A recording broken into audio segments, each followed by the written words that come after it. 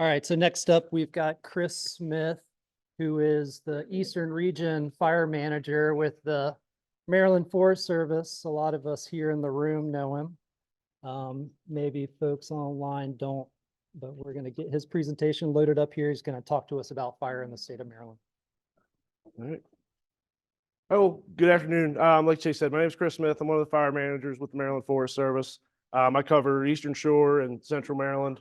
My counterpart, Shannon Wolf, he covers Southern Maryland and Western Maryland. So out of curiosity, before we get started, how many of y'all are private landowners that are looking to get into doing prescribed fire on your property? Okay, great. And most of you are either on the shore or most of you are on the shore? Any of you not on the shore? Where are you from? I'm sorry? Charles. All right, so you all on the shore, or if any of you are in Central Maryland, which would be like Hartford, Cecil, Baltimore, Carroll, Howard, Montgomery, I'd be your main point of contact. Reach out to me, and I'll get you in touch with with project office that's in your county and kind of start down this road. Southern Maryland, you'd be Shannon. Shannon would get you straight and get you going. So I was asked to kind of come out and do a talk for you guys a little bit on our fire program as it relates to prescribed fire, as well as the steps you need to take as a private landowner if you want to sort of get into this so that you're in compliance with Maryland open air burning laws and regulations and all. So, so this is us, when I say us, I mean the Maryland Forest Service, not all of DNR. Wildlife and Heritage kind of does their thing, Parks does their thing, but this applies to the Forest Service.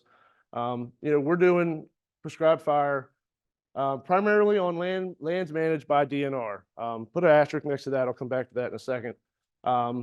Generally, these fires are to either do hazardous fuel reduction, invasive species control, habitat restoration, plants, wildlife, critters, things like that, site prep and all that. We do have some priorities, and in order, they're state land burns, so we want to be able to get our burns done, of course. And like I said, I'll come back and touch on that here in a second. Understory and hazardous fuel reduction burns would be next, and then site prep and marsh. The fact that, which one's the laser? There we go. The fact that marsh and grass is at the bottom of the list doesn't mean we necessarily don't do it. Your marsh and your grass stands and stuff like that are probably going to be available to burn before your understory anyway. So, but if everything's available and on the table on a given day, these are what our stated priorities are supposed to be. Now I wanted to kind of come back to this statement about primarily on lands managed by the agency. 25 years ago, we were a much bigger agency and we were much more heavily engaged burning on private land and helping private landowners out. We're a much smaller agency now. We've sort of recovered, but there's a lot less of us than there used to be. But through the grant that is responsible for this workshop, we've identified that there is a large need and a large interest in doing prescribed fire on private land. So Matt Hurd, Regional Forester here on the shore, we're working ways to sort of expand, build our capacity through partnerships, maybe through future grants. We'll see. Everything's kind of on the table, but we recognize that the need is there, that you guys need burns done on private land, and we're trying to get re-engaged in that world. So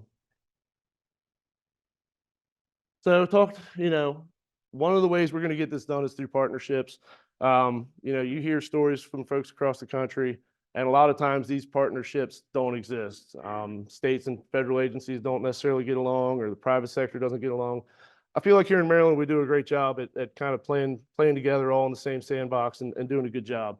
Some examples of our cooperators that we work with quite a bit would be like Fish and Wildlife Service up at Blackwater, Department of Defense on Aberdeen Proving Grounds, National Park Service, our own Wildlife and Heritage Service within DNR.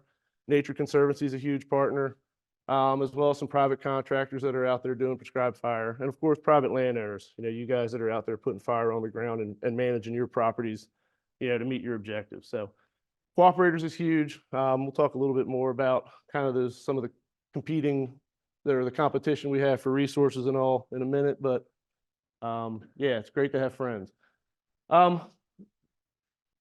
These numbers, I'll tell you, these numbers are going up. We'll talk a little bit about the number of plans we review annually and then the number of burns that we get reported annually. These are 2023 numbers. Every one of these numbers went up when I was updating these slides. Interest is growing significantly in doing burns. So out west, Western Maryland, in 23, they did 33 plans on 1,083 acres. Southern and central, you notice they're smaller numbers. You know, there's a lot of people up in that part of the state. A lot of smoke sensitive targets, we'll call them. So it's a little bit more of a challenge to pull off burns in that part of the state than it is in the more rural areas. But in Southern Maryland, they did 5 plans on 71 acres. In Central Maryland, they did 19 plans on that 1,145 acres. And of course, you see where a lot of the work's being done is here on the shore. Reviewed 85 plans for 26,341 acres. That's a huge number, but what I'll say is what a lot of folks are doing is they're doing a burn plan for their entire property, everything that they manage, and they're submitting that burn plan annually. And then they're kind of cherry picking the sites out of that plan that they want to burn. But because the whole plan's approved, everything's sort of on the table for them. So if we go to what was reported, and we understand that these numbers aren't everything that was done. We have some challenges in trying to get more people to report to us. And I'll talk about that in a second. But, you know, out Western region last year, they burned 36, did 36 burns for 548 acres. Southern got 3 of them done for 28 acres. Central region got 8 of them done for 148. And again, you know, Eastern region really carried the load, 71 burns for 8,464 acres. Statewide total of 118 burns were done on 9,188 acres. We were hoping maybe the fall might be busy and we can maybe bump 10,000, but maybe this year. I talk about reporting just a second. So right now, the method for you all to report to us is a piece of paper where you put your burn plan number, your acres treated, some of the weather stuff. You email that to me. I put it in a spreadsheet. We're hoping to have it rolled. We're working to have it rolled out this year and be in place for 25. But what you will hopefully have going forward when you're reporting these burns is you click on a link on your phone, you input the numbers, you go to another page, an aerial photo pops up, you draw a line around your burn unit, you hit submit, and we get all that information, and we're able to report this stuff a little more accurately and a little more timely. And then we have those shapes, those actual units that were burned for our reporting processes. So we're working hard to try to make this as easy as possible for you guys to help us by reporting your burns.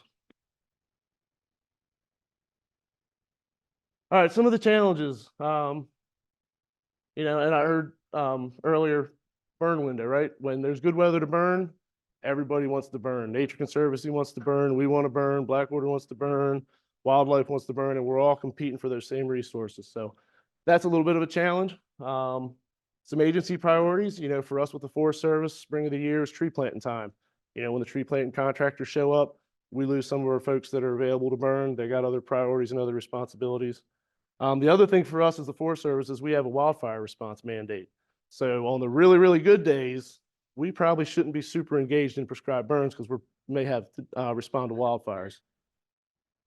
Some personnel issues, not issues per se, but challenges. You know, 5 years ago, if you'd have put the entire Forest Service in a room and said how many can retire in 5 years, most of the room would have raised their hand.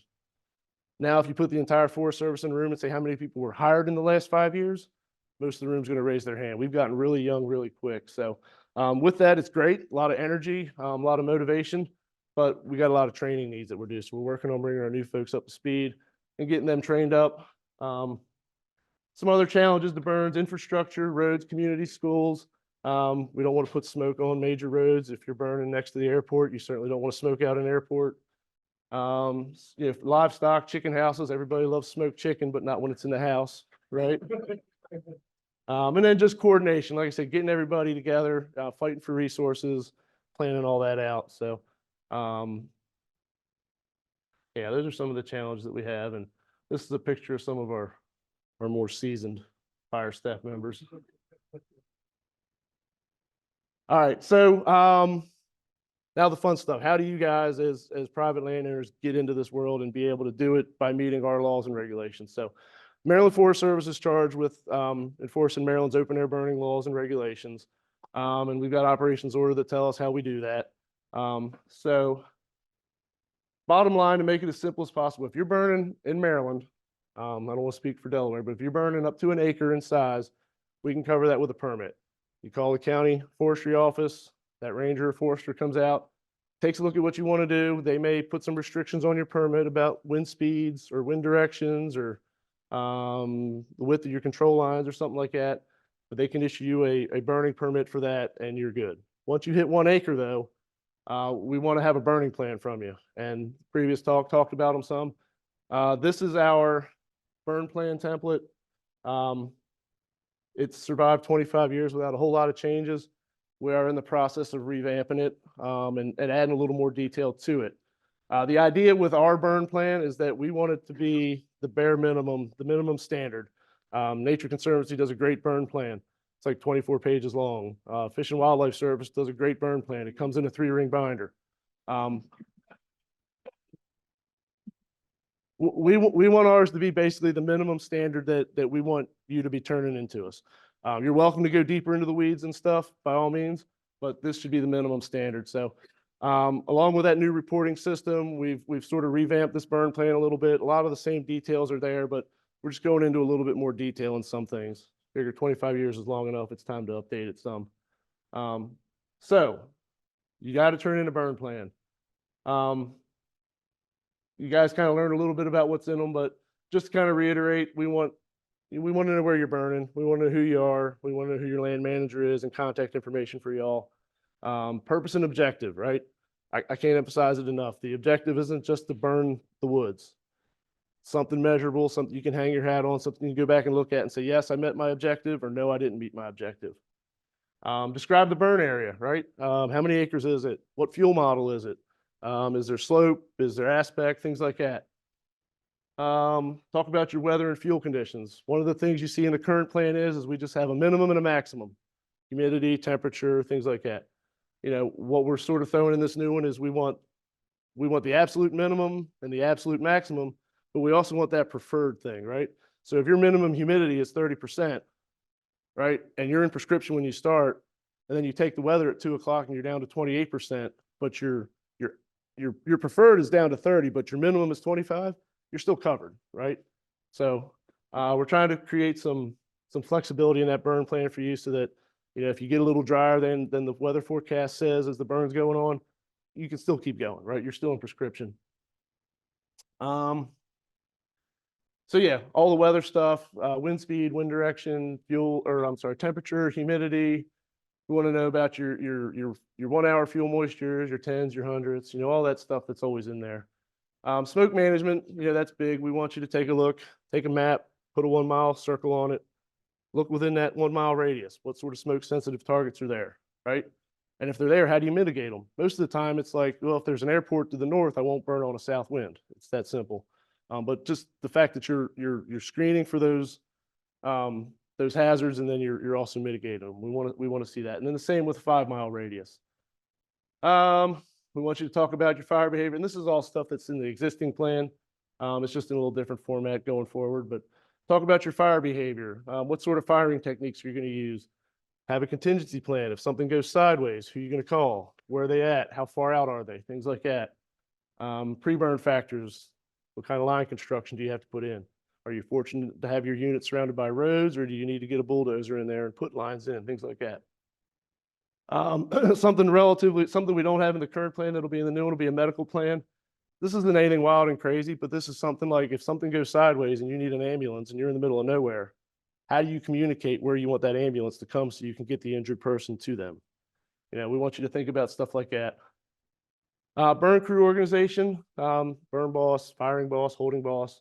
We're going to come back and talk about burn boss here in a second. And then notifications, obviously, that was talked about earlier as well.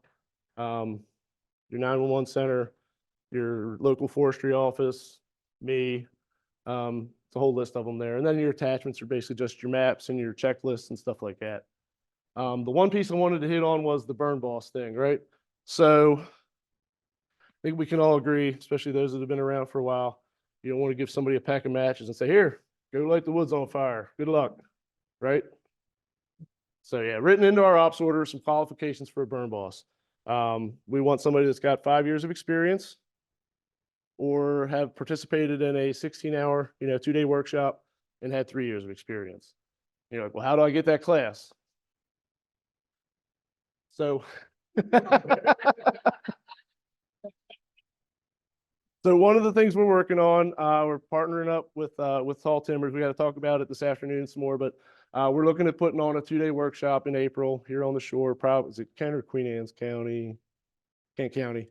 It'll probably be early April. Scan this QR code. There's some flyers floating around as well. It's just a simple Google form, name, contact information.